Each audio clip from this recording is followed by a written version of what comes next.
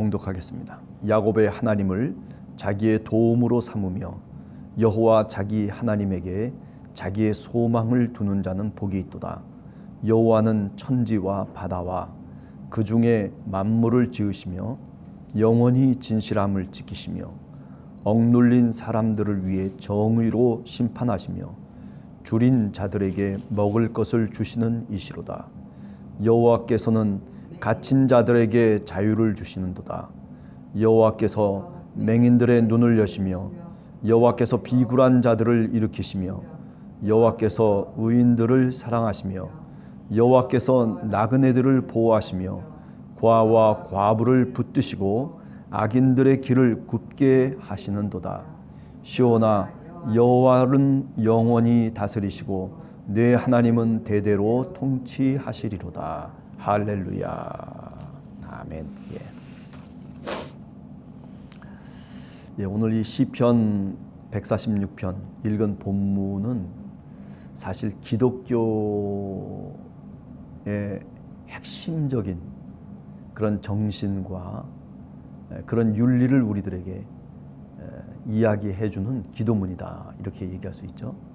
우리가 잘 알듯이 누가복음 4장 17절에서 19절에 보면 예수님께서 나사렛에서 회당에 들어가셔가지고 제일 먼저, 그죠? 이사야서를 피고 난 다음에 그 이사야서를 읽었던 그 본문의 정신이 그대로 지금 오늘 우리가 읽은 본문의 기도문 속에 들어와 있다라고 얘기할 수 있죠. 예수님께서 나사렛에 오셔가지고 안식일에 늘 행하시던 대로 회당에 들어가서 성경을 읽기 위해서 섰다. 그래서 이사야서 61장 1절 이하의 말씀을 두루마리를 피고 그리고 그 회당에 있는 모든 사람들에게 읽어 주신 거죠. 그 읽은 내용이 뭡니까?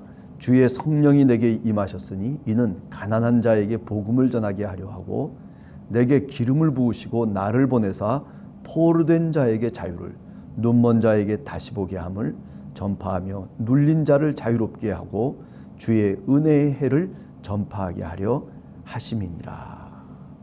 오늘 이 말씀이 너희 귀에 응하였다라고 그렇게 예수님께서 분명하게 자신의 사역의 목적이 무엇이고 정신이 무엇인지를 이야기를 해주셨죠.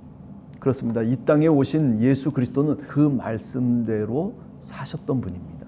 시편 146편 본문을 보면 야곱의 하나님이라고 우선 먼저 부르고 있습니다. 이스라엘의 하나님이라고 부르는 것이 일반적인 하나님에 대한 부름말인데, 그런데 야곱의 하나님 이렇게 되어 있어요. 여러분 어떻습니까? 야곱이라고 하는 사람이 사실 생각을 해보면, 그죠?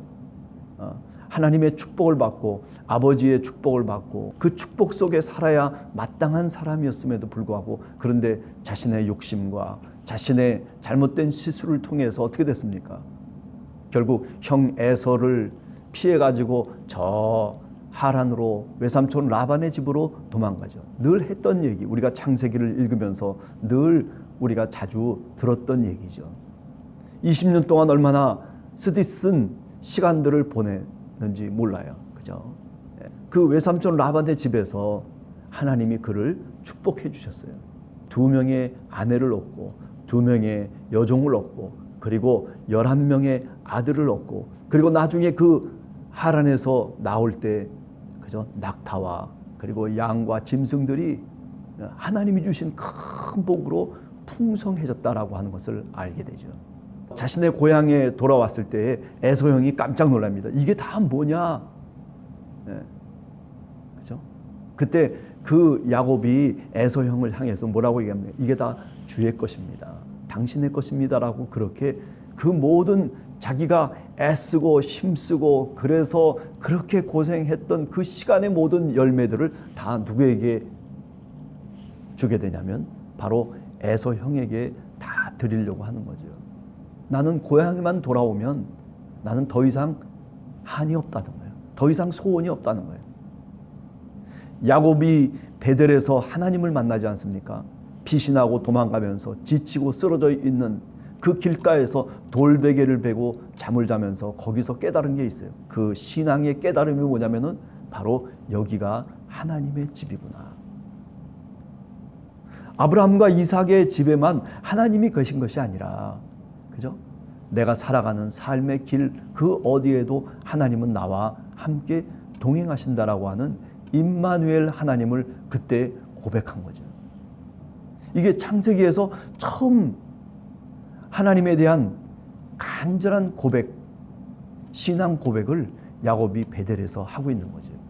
그러면서 뭐라고 얘기합니까? 내가 이제 이 고향에 다시 돌아오기만 하면, 그러면 내가 하나님 내 모든 소유의 10분의 1을 하나님께 드리겠습니다. 그래서 우리가 창세기를 읽으면서 뭐라고 얘기했습니까? 베델에서의 신앙 고백, 야곱의 신앙은 뭐였냐면 그저 받는 신앙이 아니라 이제는 드리겠다라고 하는 드림의 신앙으로 바뀌어졌다라고 하는 것을 우리가 얘기를 했어요. 오늘 여기 야곱의 하나님, 야곱의 하나님, 우리의 찬송을 들으시고 우리의 찬송을 받으시는 주님, 하나님을 도움의 상대로만 생각하고 그리고 살아가는 기도자가 아니라 오늘 이 기도자는 야곱의 하나님을 얘기하면서 내가 드리겠다는 겁니다. 내 삶을 드리고 내 시간과 내 물질을 드리고 그리고 내가 살아가는 내 삶의 인생의 모든 것들을 하나님께 드렸던 바로 야곱, 그 야곱의 하나님, 그 야곱의 하나님을 자기의 도움으로 삼으며 여호와 자기 하나님에게 자기의 소망을 두는 자는 복이 있도다. 이 말씀 그대로예요. 기도문 그대로예요. 하나님은 신실하신 하나님이시죠. 자녀를 끝까지 자신의 목숨을 다할 때까지 지키는 것이 그 부모의 모습이라면 여기 하나님은 그보다 더한 거죠. 자기의 아들을 이 땅에 보내셔서 십자가에 달려 죽게 하시면서까지도 자신의 창조물인 바로 우리 인간들을, 이 세상을 사랑하신다는 거죠. 요한복음 3장 16절에 보면 하나님이 세상을 이처럼 사랑하사, 그처럼 사랑하셨다는 거예요. 그런 하나님을 내 도움으로 삼고 살아가는 여러분들, 또 저 어찌 보면 정말 복받은 사람들입니다.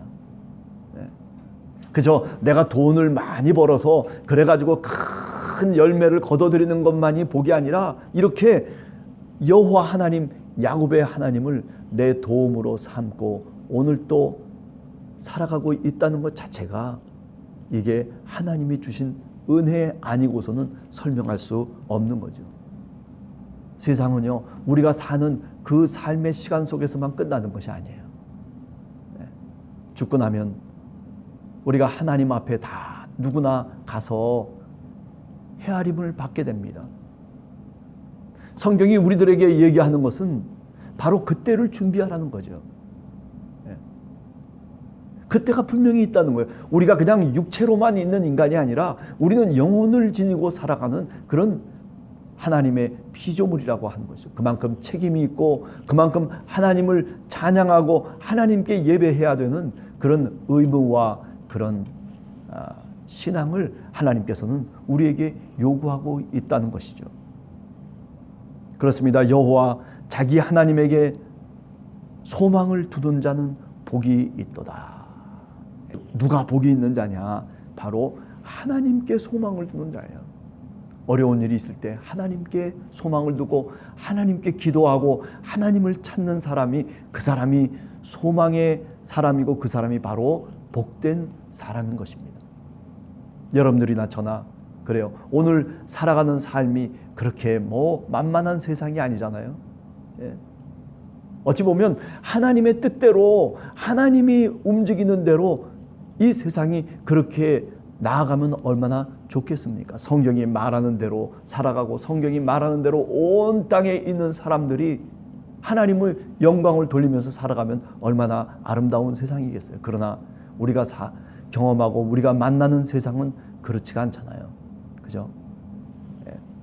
그렇기 때문에 하나님께 소망을 두어야 됩니다. 자, 그리고 난 다음에 뭐라고 얘기합니까?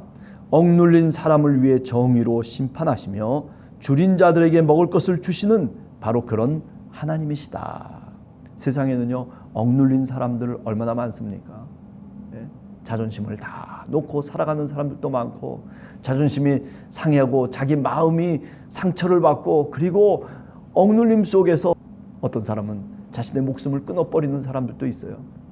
얼마나 괴로우면, 얼마나 힘들면 그렇게 자신의 목숨까지 끊겠어요. 우리는 그거를 이해를 해야 돼요. 그게 좋다라고 하는 얘기가 아니에요. 그만큼 얼마나 힘들었으면 그렇게 목숨까지 버리면서 차라리 죽는 게 낫다는 거죠. 여러분, 오늘 우리 한국 사회가 뭐 물질적으로 풍부해졌고, 그리고 모든 것이 부족함이 없다라고 얘기하고, 그리고 뭐 세상이 나아졌다라고 그렇게 얘기하지만은, 그러나 OECD 국가들 가운데 어떻습니까? 자살률이 1위예요. 젊은이들이 얼마나 많은 사람들이 오늘 또 하루에 몇 명씩 자살을 하고 있는지 몰라요. 여러분, 이거 그냥 넘겨야 될 일이 제가 보기엔 아니라고 생각을 해요. 사람이 살 수 있는, 그죠? 뭔가 물질이 좀 없어도 행복할 수 있는 사회가 돼야 되는 거예요. 물질이 기준이 돼서 물질이 많으면 행복하고 물질이 없으면 행복하지 않고, 그렇게 판단의 기준을 갖고 가치관을 갖고 그렇게 인생관을 갖고 살다 보면요, 다 지쳐버리게 마련이에요. SK 무슨 무슨 회장 어떤 혼외자를 나가지고 서로 부부간에 다투고 싸움하고 이혼 소송 벌이고, 그게 무슨 인간으로서 그 인간이 할 짓입니까? 아니잖아요. 뭐 돈만 많다고 뭐 답니까? 아니잖아요. 돈이 기준이 되는 게 아니잖아요. 그게 행복의 바로메타가 결코 아닙니다. 여호와 하나님, 그분이 오늘 이 땅에 오셔야 되는 이유는 바로 이렇게 억눌린 사람들, 줄인 사람들, 갇힌 사람들, 눈을 보지 못하는 사람들, 비굴한 사람들, 이런 사람들을 하나님께서 돌보아 주시고 하나님이 그들을 하나님의 자녀로 삼으시겠다는 것이죠. 그것을 기도하고 있는 거예요, 지금요. 그 고대 세계 속에서 이런 생각을 한다는 게 이게 대단한 거 아닙니까? 하나님이 주신 지혜 아닙니까? 2000년이 지났어도 이 기도는 오늘 우리들에게 유효한 기도입니다. 시편 기자가 기도하고 있는 그 시대로부터 지금 몇천 년이 지났음에도 불구하고, 그러나 오늘 우리들의 사회는 그렇게 바뀌어진 것 같지가 않아요. 오늘 또 억눌린 사람들, 오늘 또 줄인 자들이 있습니다. 오늘 또 갇힌 자들이 있고, 오늘 또 눈은 떠 있지만은 그러나 보지 못하는 자들이 많습니다.